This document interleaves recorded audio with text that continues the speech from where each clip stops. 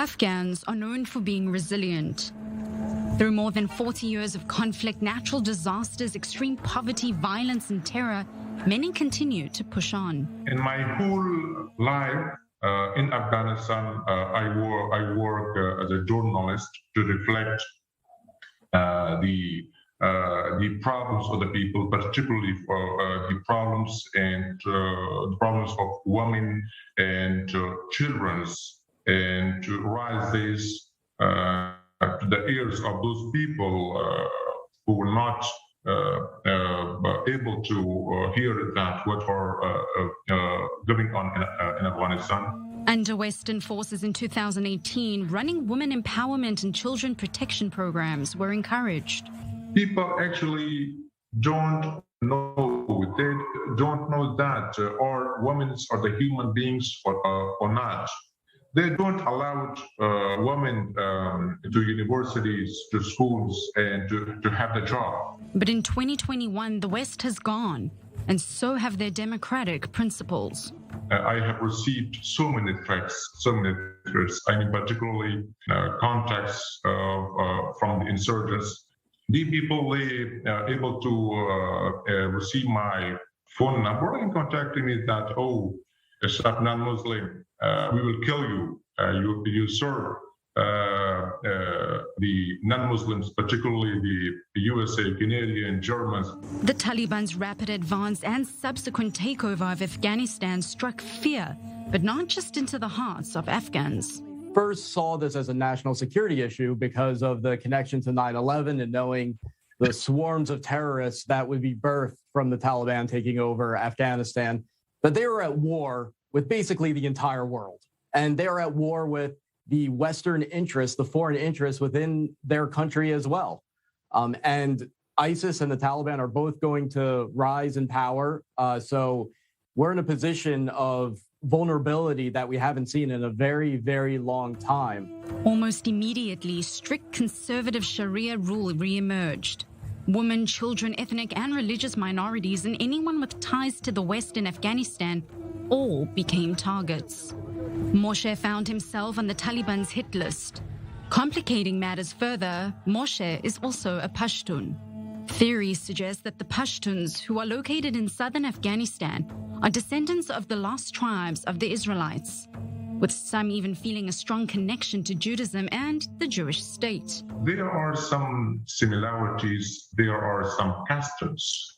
And through those similarities and customs, we know that Pashtuns are Bani Israel. Some Pashtuns, they are lighting the candles on Friday evening, which, as my family, they practice this since many years. When the threats didn't stop and became too much to bear, Moshe desperately sought refuge and hid in his office. So you could easily see how an extremist group like the Taliban would say, oh, this guy is a Zionist agent. He's one of the Jews that we're supposed to wage jihad against. And so when he was hiding in his office, that was a very rational thing for him to do. Because if you have a checklist of the type of people that the Taliban would like to kill first, he checks almost all of those boxes. In hiding, Moshe was put in touch with Ryan through a mutual Jewish friend in the United States. Ryan worked tirelessly to get Moshe into a proper safe house. But safety is a relative term. The house was operated by the Afghan Christian community, while also in the Taliban's line of fire. It very quickly became a matter of life and death.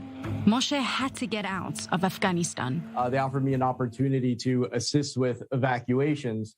And so we assembled a volunteer team. We worked 24/7 to try to evacuate as many people as we could before the airport was turned over to the Taliban. Now in the United Arab Emirates, Moshe still lives with fear. Now we are feeling safe, but my family and more Christians who are in Afghanistan, their families, they are not safe.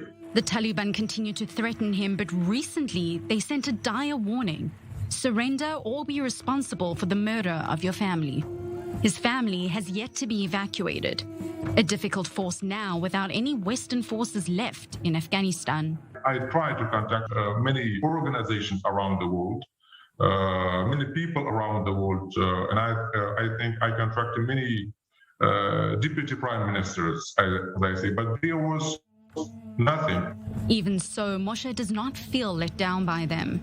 The West and also USA have not abandoned Afghanistan in the time being. They are protecting and evacuating more than 100,000 of Afghans from Afghanistan. So it means that USA supports Afghans and USA is with the Afghan people. The United States is a lot more than just Donald Trump and Joe Biden.